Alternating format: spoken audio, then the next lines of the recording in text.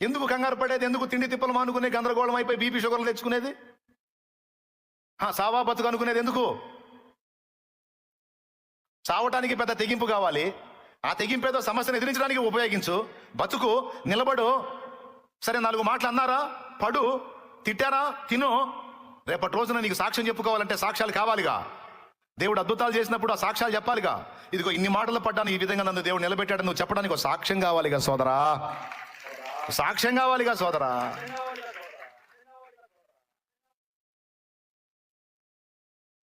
తెలుసో తెలియకో చేసావు, అయిందేదో అయిపోయింది. ఇక ఎంత మొత్తుకున్నా రాదు. దేవుడు ఒక బలమైన కార్యం చేస్తాడు.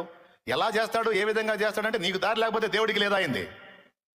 ఏమయ్యా, నీకు అసాధ్యమైందని దేవుడికి కూడా అసాధ్యమా? దేవునికి సమస్తము సాధ్యమే. ఒక మాట పలికితే చాలు, జరగాల్సిన కార్యాలన్నీ జరిగిపోతాయి. ఆయన నమ్మదగిన వాడు. ఆమేన్. ఆయన నమ్మదగిన వాడు.